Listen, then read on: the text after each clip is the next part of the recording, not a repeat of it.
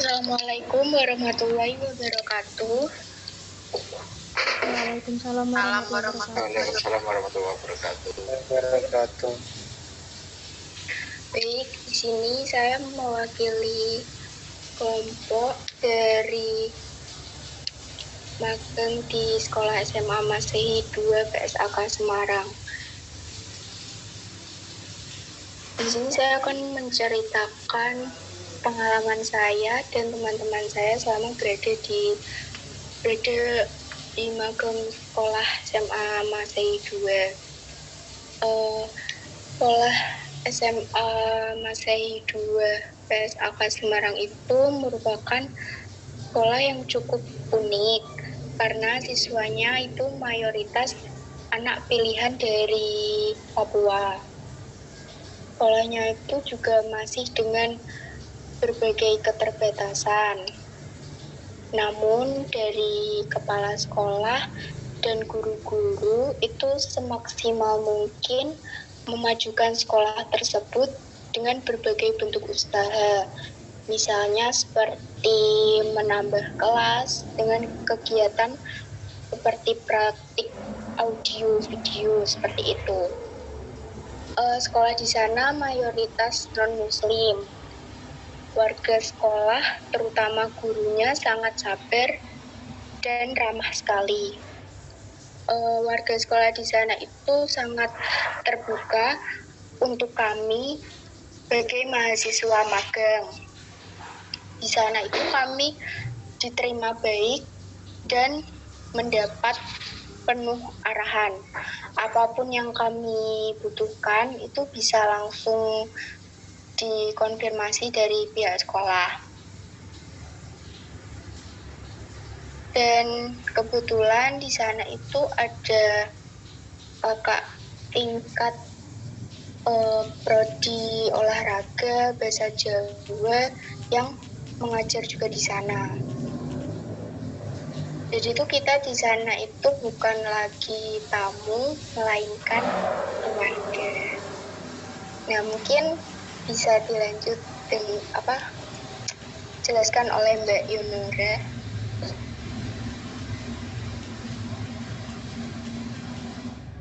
Baik, jadi di sini saya akan melanjutkan dari Mbak Mutiara ya. Jadi pada awal pembukaan magang itu kita semua menulis absen di dekat pintu gerbang, cek suhu dan terus ke ruang kelas kosong yang jadi pos magang kami.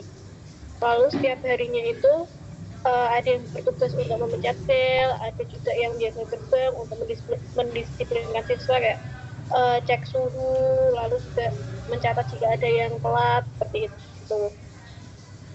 Jadi kegiatannya itu kurang lebihnya perkenalan oleh ibu kepala sekolah beserta guru kelas yang menjadi pamong, lalu sedikit penyampaian mengenai kondisi sekolah, kondisi guru, serta kurikulum yang dipakai. Jadi di SMA Masehi 2 PSAK ini menggunakan kurikulum prototype. Setelah itu kami diajak keliling sekolah. Jadi di SMA Masehi 2 PSAK ini seperti satu yayasan dengan SMP-nya. Jadi ada SMA dan SMP, SMA dan SMP-nya. Jadi di sana ada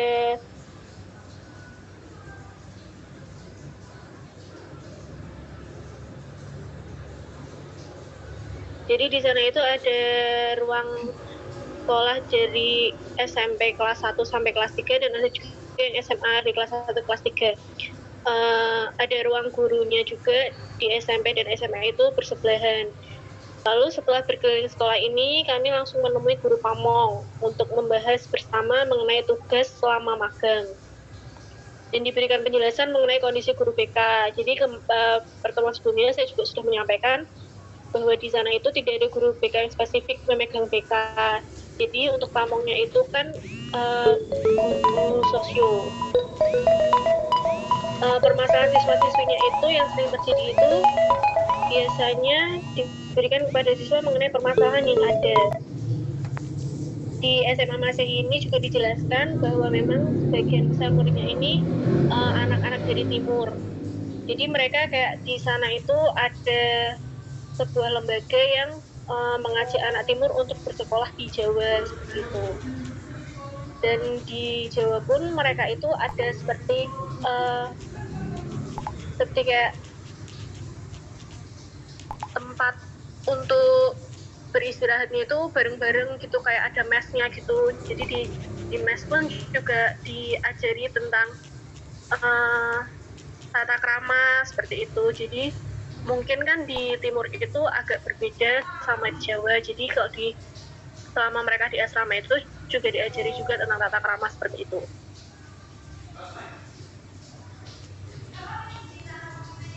Lalu saat kemarin kita magang itu di SMA Masihi 2, yang berangkat itu hanya siswa kelas 11 dan kelas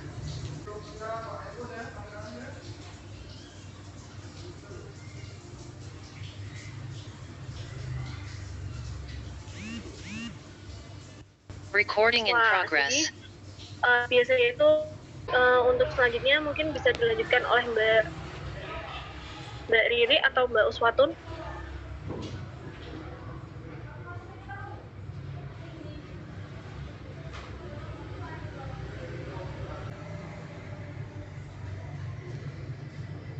Melanjutkan dari teman saya, di sini ada analisis terhadap Protapomes di SMA Masihi 2 PSAK Semarang. Untuk analisis Protapomesnya dari kalender pendidikan yang sesuai dengan satuan pendidikan di sana, di permulaan tahun ajaran baru memiliki pekan jam efektif belajar di semester gasa dan genapnya itu 33 minggu. Di sana ada minggu 3 aktifnya, ada 12 minggu, yang mana Prota berisi kompetensi dasar yang nantinya sebagai bahan acuan pembelajaran siswa. Ada kegiatan penilaian harian 1, 2, 3, UTS dan UAS. Untuk libur pada Prota berjumlah 7 minggu di SMA 2 Masihi PSAK Semarang. Di sana 1 minggu terdapat 4 jam pelajaran. 1 jam pelajaran itu ada waktunya 45 menit. Sedangkan promes atau program semesterannya di kelas 12 kebetulan di semester genap memiliki 4 kompetensi dasar atau indikator, dan juga kegiatannya itu ada penilaian harian 1 dan 2. Berhubung kelas 12, maka yang akan memasuki ujian praktik pada bulan Januari minggu ketiga, di sana juga ada dilanjutkan uji coba atau simulasi ujian sekolah pada bulan Maret ini di minggu kedua dan ketiga. Kurang lebihnya seperti itu. Bisa dilanjutkan rekan saya yang akan berkenan.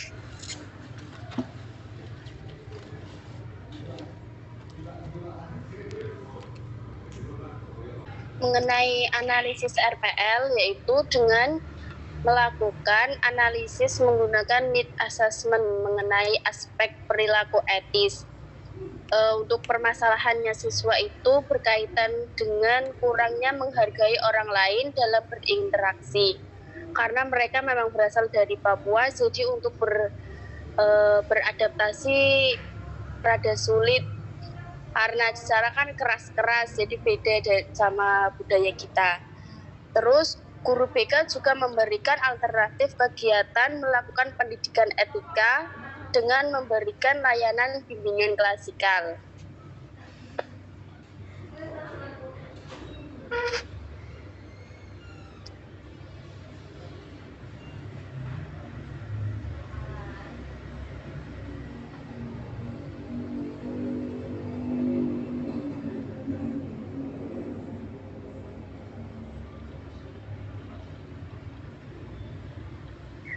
Baik, jadi tadi sekian penjelasan tentang, bukan penjelasannya, lebih ke pengalaman kami selama magang di SMA Masihi 2 PSAK. Untuk kurang lebihnya kami mohon maaf. Terima kasih atas perhatiannya. Assalamualaikum warahmatullahi wabarakatuh. Waalaikumsalam warahmatullahi wabarakatuh. Waalaikumsalam warahmatullahi wabarakatuh. Oke, makasih buat kelompoknya Mbak Mutiara. Selanjutnya kelompok saya bisa dimulai oleh Mbak Fani. Assalamualaikum warahmatullahi wabarakatuh.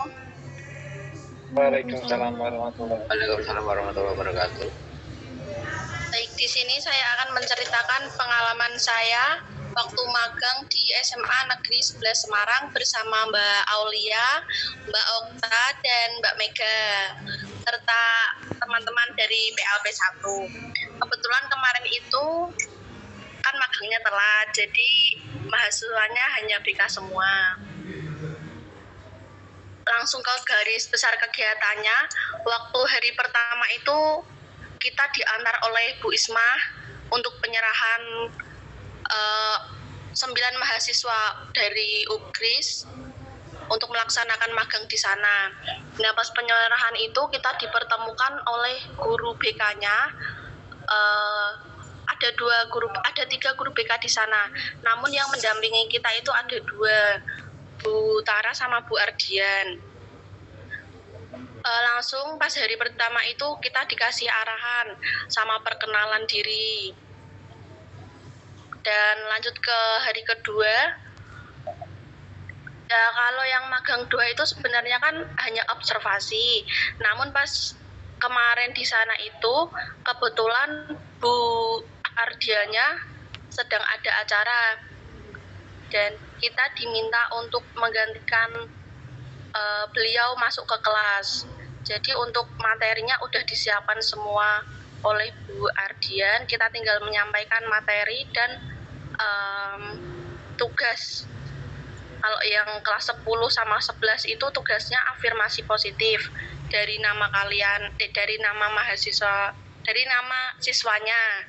Kalau yang untuk kelas 12 itu lebih ke rasa terima kasih kepada guru, teman, dan orang tua, karena yang di kelas 12 kemarin itu pertemuan terakhir.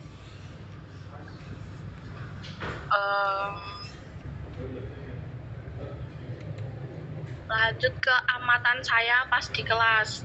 Ternyata itu di sana ada berbagai macam karakter. Ada siswa yang pendiam banget, ada yang nurut, ada yang suka dagel kayak ngelawak-ngelawak gitu. Ada yang kayak acuh, tidak peduli gitu, ada juga. Untuk prota, promes, probulnya kalau di SMA 11 itu memang sudah lama tidak ada, diganti dengan asesmen kebutuhan dan action plan. Asesmen kebutuhan itu didapatkan dari peserta didik yang menyampaikan kebutuhannya lewat angket. Jadi guru BK itu membuat angket dan diisi oleh siswa-siswanya. Untuk kasus yang saya tanyakan kemarin itu ada siswa yang tidak masuk 4 kali, itu langsung ada penanganan lewat guru BK. Kebetulan itu pas tidak masuk itu pas online, jadi lewat Meet. 4 kali tidak masuk mengikuti Meet, langsung orang tuanya dipanggil ke ruang BK. Ternyata itu masalahnya terdapat pada orang tua. Orang tua tidak pernah membangunkan anak pagi-pagi gitu. Taunya orang tua itu anaknya libur sekolah, jadi dibanguninnya itu jam 10-an, itu tidak untuk belajar atau apa, itu malah disuruh buka warung katanya. Ada kasus lagi yang kelas 12 itu tidak pernah mengumpulkan tugasnya. Ternyata masalahnya itu terdapat pada orang tua juga. Dia itu anak pertama, jadi manja. Guru BK juga sudah melakukan home visit ke siswa-siswa yang bermasalah itu. Lanjut ceritanya mungkin bisa dilanjutin Mbak Aulia atau Mbak Okta. Mbak Mega, monggo silakan.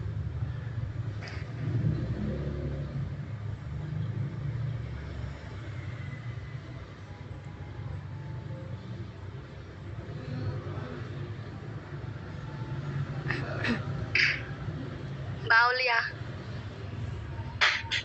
Iya. Mungkin bisa saya lanjutkan.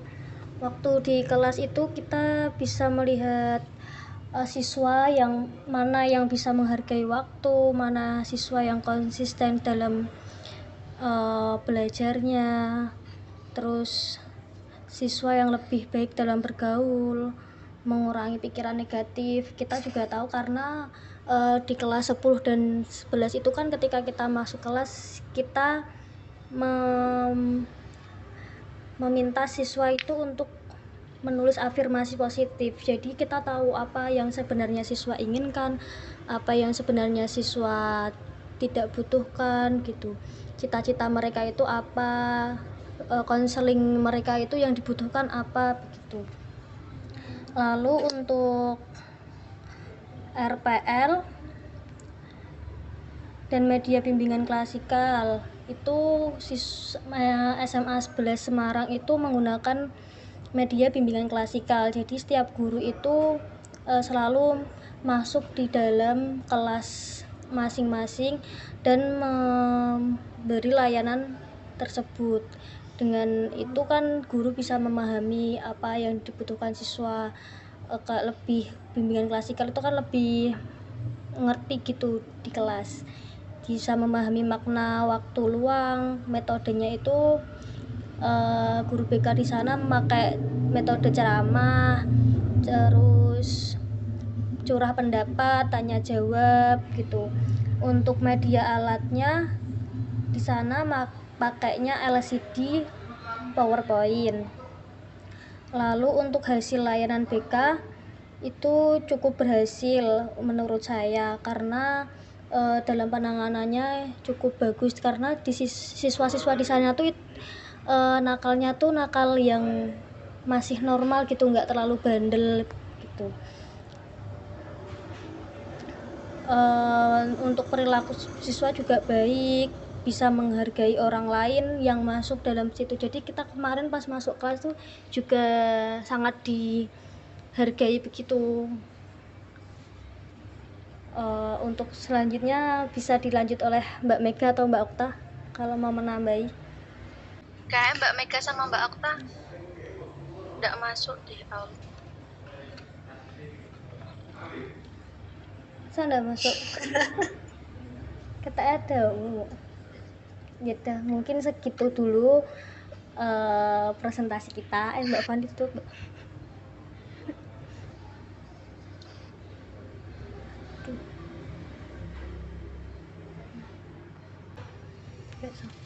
Oke, kita lanjut. Maaf. Mungkin untuk kelompok kita segitu aja. Kurang lebihnya mohon maaf. Wassalamualaikum warahmatullahi wabarakatuh.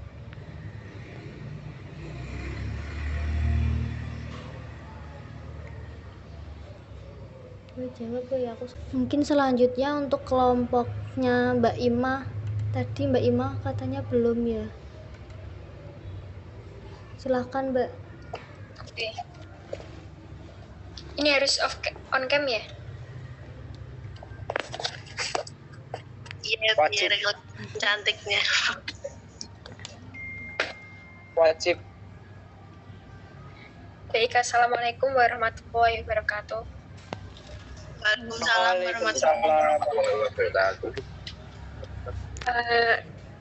Jadi saya mau menceritakan hasil observasi selama 1 minggu ya, di tanggal 14 Februari sampai 21 Februari 2022 di SMA Negeri 2 Demak ya.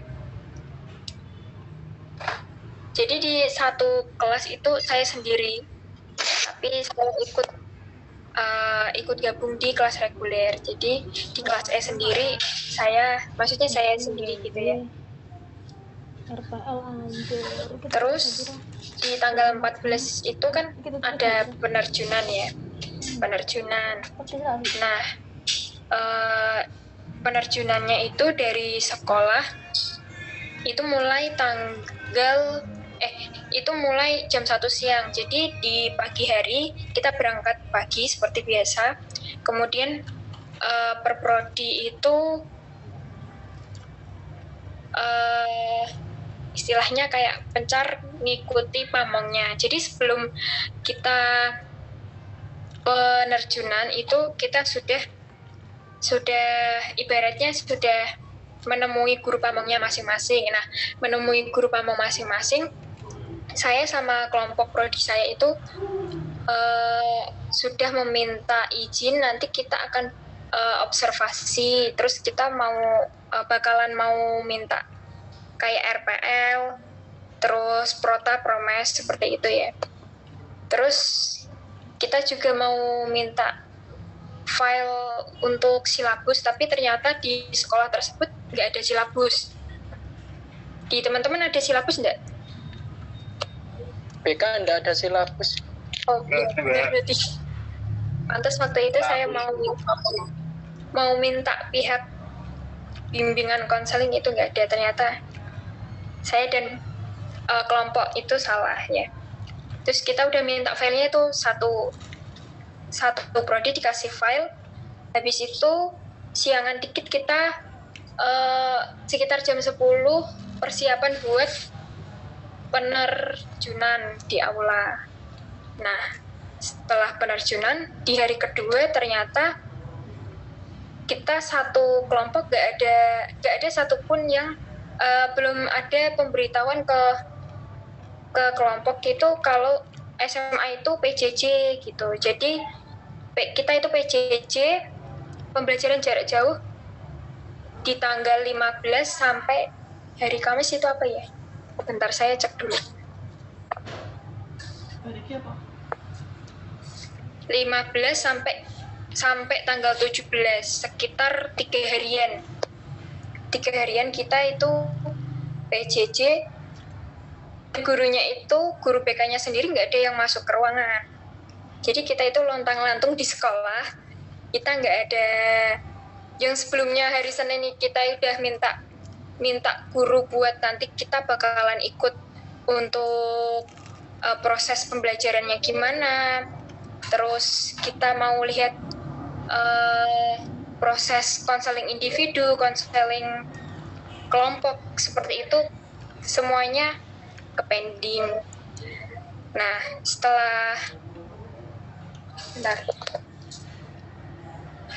selama 3 hari itu kita minta guru BK buat apa ya, sharing-sharing itu. Gurunya juga tidak, maksudnya mereka kan kayak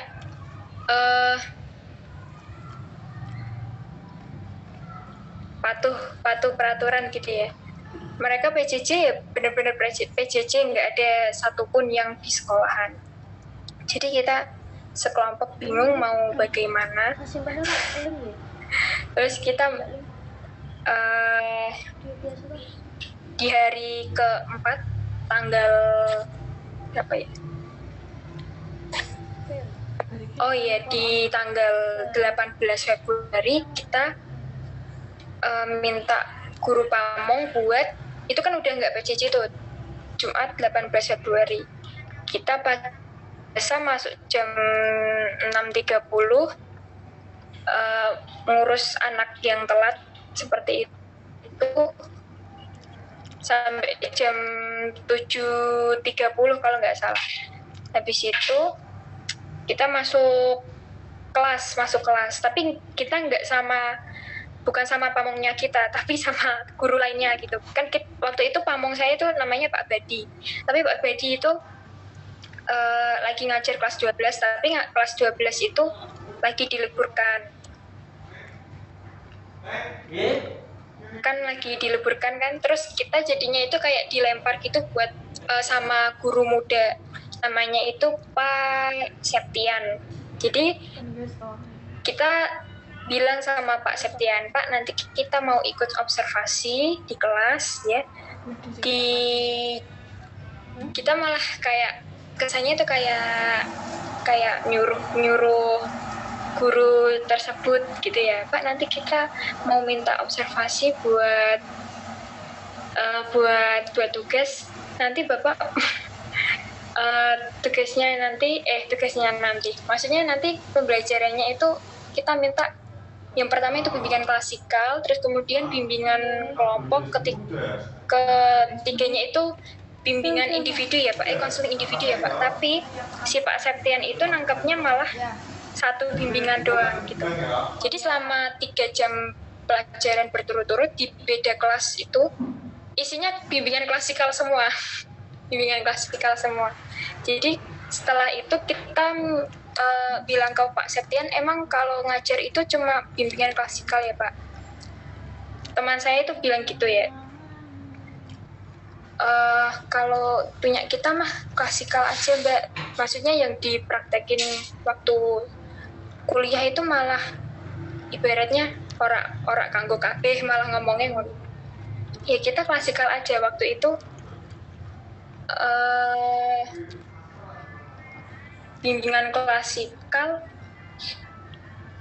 materinya cuma satu, jadi 3 kelas itu materinya cuma itu tok gitu.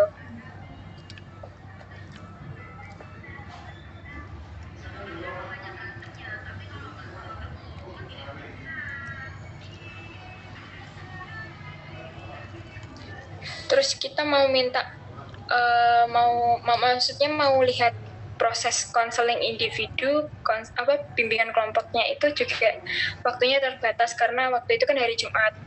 Yang tadinya Pak Septian harusnya itu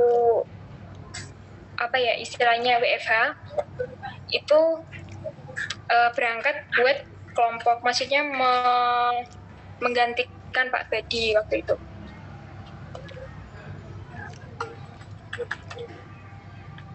Terus untuk persiapan terakhir.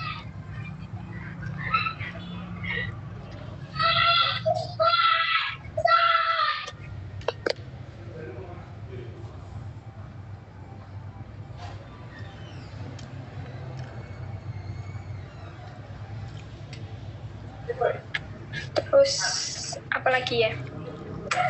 Untuk prota promes kita minta file waktu itu bukan sama pamong kita tapi sama guru lain karena Pak Bedinya juga waktu itu WFH. Terus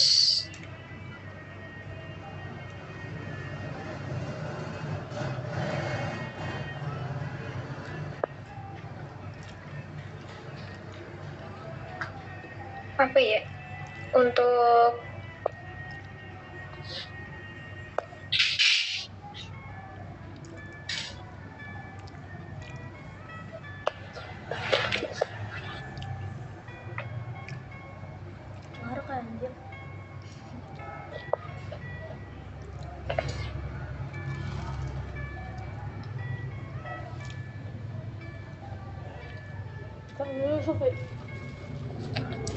sepertinya cuma itu ya teman-teman untuk pelaksanaan observasi kelompok. Banyak kepotong libur sama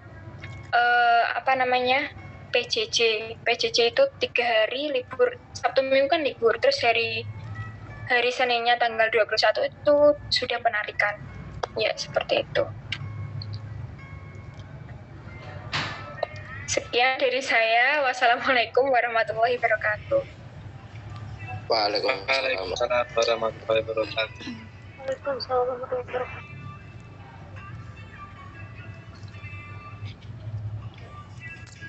Oke, untuk selanjutnya siap Pak Kamal ya Pak?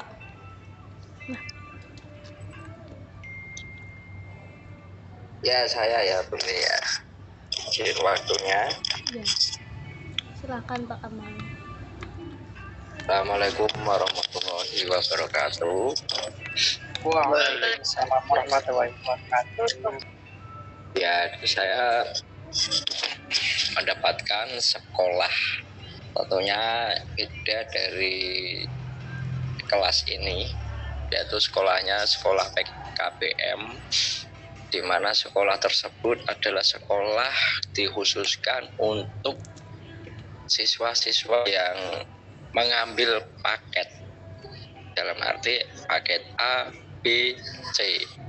A itu untuk SD, B itu untuk SMP, dan C itu untuk SMA. Nah, tentunya di sini sekolahan PKBM usia peserta didik tentunya berbeda-beda di kelas. Meskipun kita di dunia pendidikan sekolah dasar seharusnya umur sekitaran 8 tahun, 9 tahun. Namun di sini di sekolah PKBM itu ada yang usianya sekitaran remaja, harusnya SMP dan SMA yang sekolah di sekolah reguler. Namun sekolah ini dibuka untuk memberikan peluang kepada peserta didik yang dirasa dirinya gagal atau belum mampu untuk sekolah di sekolahan reguler pada umumnya pada waktu saat umurnya sesuai di umur usia sekolah di jenjang-jenjang yang tertentu. Ya misalnya ya tadi saya katakan tadi usia itu berbeda-beda di tiap kelasnya. Bahkan sampai SMA itu ada yang kakek-kakek juga ada masih sekolah di sekolah PKBM. Nah, sekolahnya seperti itu. Lalu kemudian ini saya kan di sini untuk share gambar. Jadi nanti presentasinya itu lebih enak pakai gambar. Berhubung di sini hanya admin yang bisa nge-share, saya siasati yang menggunakan background ya. Saya pakai background dulu. Nah ini kelihatan ya backgroundnya ya, ini ya punya saya agak kebalik ya di sini ya. Kelihatan kan? Nah ini adalah sekolah PKBM, logonya seperti ini. Sekolahnya ini tentunya mengampu SD, SMP, dan SMA. Berhubung kelas sekolahan ini adalah sekolahan paket A, B, C dan A, B dan C. Tentunya di sini yang namanya guru BK itu tidak ada. Nah, kemudian saat penerjunan ini saya langsung diterjunkan oleh Bapak Hendri, bukan Bapak Hendri dosen favorit kita ya, tapi ini Bapak Hendri dari Prodi PGSD. Dan ini kebetulan dari dosen pamong saya itu saya belum sempat atau bisa dikatakan saya lupa memberi kabar bahwa hari Senin, hari pertama penerjunan, saya tidak mengabari beliau. Beliau adalah kaprodi kita yang menjadi dosen pamong, yaitu Bapak Heri Saptadi. Dan ketika penerjunan ini disambut oleh Ibu Christine, ini ya yang paling pojok kanan ini ya. Ibu Christine adalah selaku kepala sekolah dan penanggung jawab dari sekolahan PKBM. Dan ini wanita-wanita mahasiswa yang pakai alma mater Upgris ini adalah semuanya dari Prodi PGSD.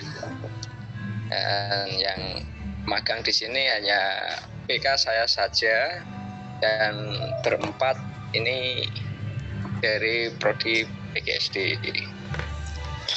Nah, lalu di sekolahan sini pembelajarannya menggunakan media WhatsApp karena di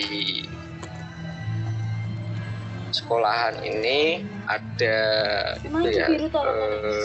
penerapan luring karena pandemi tentunya. Media WhatsApp ini semuanya dijadikan satu grup, paket A, paket B, dan paket C semuanya menjadi satu grup. Dan setiap kelas atau jenjang SD itu terdiri dari 6 siswa, lalu SMP itu ada sekitar 7, yang paket C-nya itu 12. Jadi hanya ruangannya segini ya, di sekolahan PKBM hanya mungkin sekitaran ukuran 3x3, seukuran ruang tamu lah pada umumnya. Dan dalam observasi saat pembelajaran dimulai, saya dimasukkan ke grup sekolahan PKBM, di mana grup itu merupakan wadah atau media untuk proses kegiatan belajar mengajar dalam jaringannya, daring. Pada saat proses pembelajaran, tentunya untuk memantau siswa itu aktif atau tidaknya, maka dari pihak penyelenggara pendidikan, yaitu guru tentunya sebagai pengajar, memberikan tugas dan materi melalui grup. Untuk mengetahui apakah tugas tersebut dikerjakan atau tidak, tentunya guru memberikan link untuk pengumpulan tugas ya. Kalau di tempat kita itu ada Spada, tapi di PKBM memiliki sistem sendiri, dan saya jika untuk memberikan gambarnya atau contohnya itu saya tidak bisa karena harus memiliki ID dan password. Saya makanya tidak bisa menampilkan di sini. Lalu kemudian untuk ke-BK-an tentunya saya harus mengorek lah, di mana sekolahan itu pasti ada yang namanya permasalahan siswa, kebutuhan siswa, serta pencapaian siswa itu seharusnya bagaimana. Dalam ini saya juga ke-BK-an, tentunya ke-BK-an saya itu akan menanyakan kepada Bapak Wawan. Nah, pokoknya ini, gak ketok ini. Maaf ya, ini kalau di background itu tidak kelihatan, namanya Bapak Wawan. Tentunya di sini saya mengulik-ngulik ya tentang siswa, mengenai kebutuhan, lalu permasalahan siswa.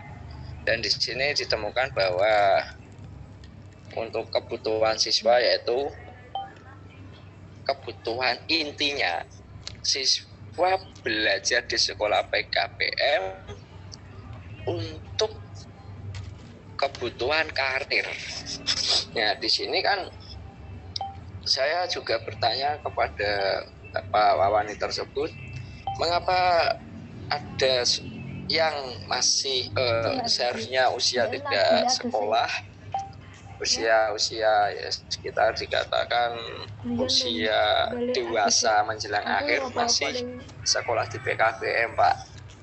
Jawabannya yaitu adalah di sini adalah di sini sekolah di sini karena tuntutan dari perusahaan untuk standarisasi ijazah dalam peraturan terbaru dari pemerintah, di mana yang menjelaskan bahwa setiap karyawan yang bekerja di PT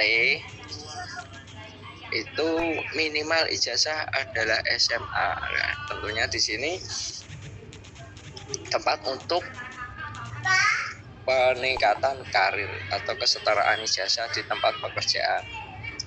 Lalu untuk SD, Pak, SD kan juga ada, Pak, yang udah usia remaja lebih menjelang dewasa. Ya ada. Intinya juga sama, mengejar karir untuk sebuah pekerjaan. Nah, di mana dalam pengambilan paket A atau SD itu nantinya juga mengejar paket sampai SMA. Nah, seperti itu. Jadi bisa dipastikan bahwa sekolah PKBM ini kebutuhan siswa itu ada di bimbingan karir. Dan kemudian saya juga bertanya lagi kepada Bapak Wawan. Bapak, Ini kan sekolah pakai C, Pak. Ngerti? Tentunya di perusahaan-perusahaan berdasarkan pengalaman saya itu paket C itu dipandang sebelah mata. Intinya wah ini paket C. Oh ini Pak. Nah, dalam pandangan-pandangan yang kurang positif menjadikan bahwa ijazah paket itu adalah menjadikan ya kayak seperti tindakan diskriminasi. Sudah dicap bahwa wah ini kurang potensi. Namun dalam seleksi kemarin ada yang namanya di non ASN dari siswa PKBM itu ada yang mendaftar di non ASN, dia berkompetisi dalam tes masuk dalam seleksi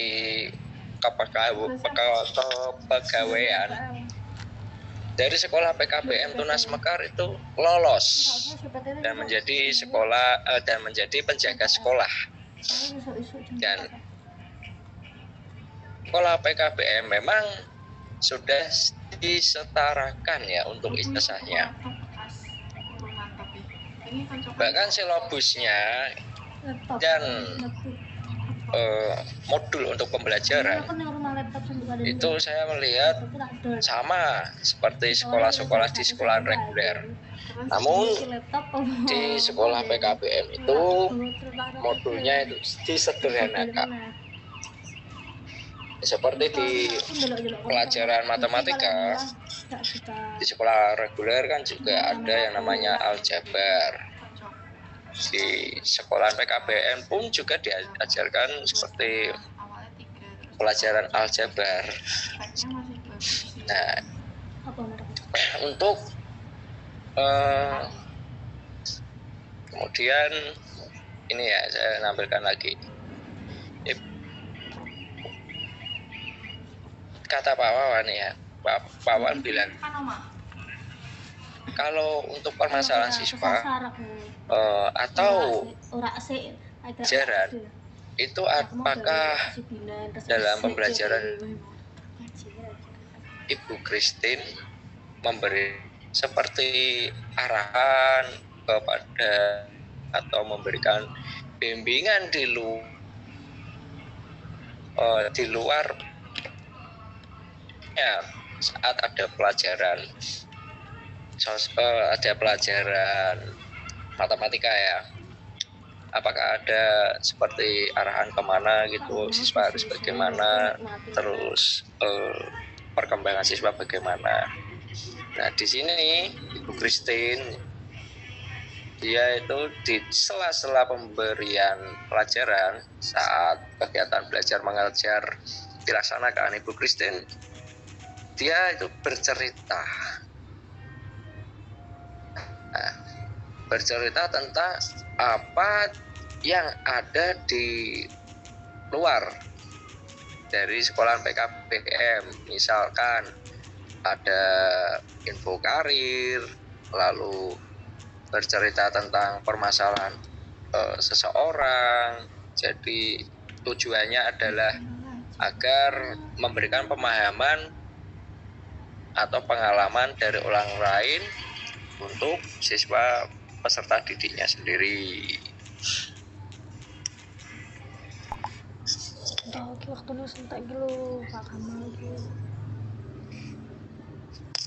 Lalu kemudian ini saya di gambar ini adalah proses penarikan untuk magang PKBM Tunas Mekar, yaitu akhir dari pertemuan. Dan sebelumnya itu saya belum menjelaskan ya bahwa di sekolah PKBM itu jam pelajarannya yaitu jam 5 sampai jam 7.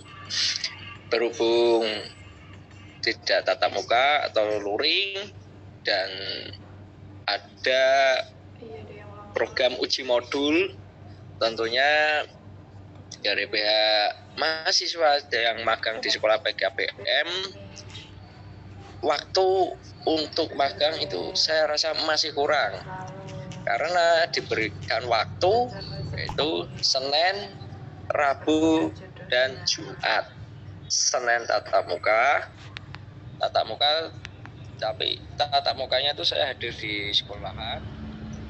Lalu hari Rabu saya daring itu saya observasi melalui grup WA, pembelajarannya bagaimana. Kemudian Jumatnya itu adalah pertemuan terakhir. Jadi lalu kemudian ini hari Seninnya ada penarikan dan alhamdulillah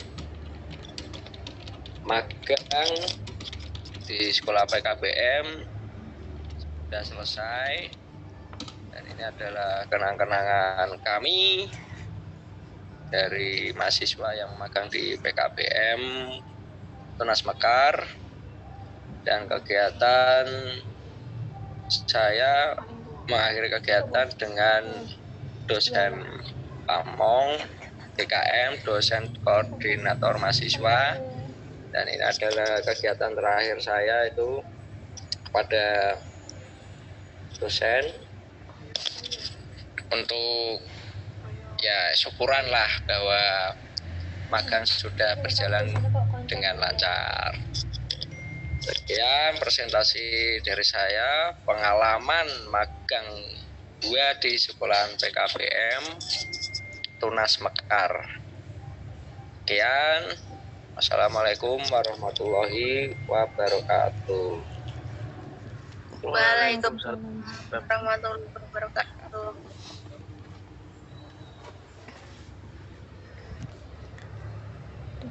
Ya, untuk selanjutnya Waalaikumsalam warahmatullahi wabarakatuh. tapi untuk Mbak Okta katanya mau menambahi. Apakah jadi Mbak Okta? Tinggal 7 menit. Halo Mbak Okta. Iya Mbak. Jadi nambahin enggak?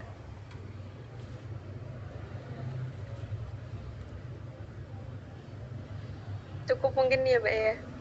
Tadi kan udah dijelasin beberapa dari Mbak Aulia dan Mbak Fani juga kan. Oh iya. Ya udah. Jadi Kalau mau nambahin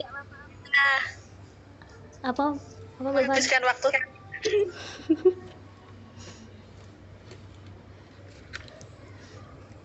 Ya, mungkin untuk Zoom malam ini sudah cukup karena waktunya juga sudah mau habis.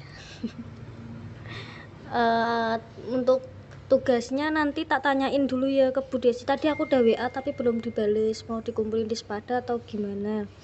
Nanti kalau untuk absen ini aku ngikutin ini aja ya, Zoom ini aja ya teman-teman. Zoom malam ini saya cukupkan, kurang lebihnya mohon maaf. Wassalamualaikum warahmatullahi wabarakatuh. Waalaikumsalam warahmatullahi wabarakatuh. Devi. Rekamannya udah diselesaikan. Recording stopped.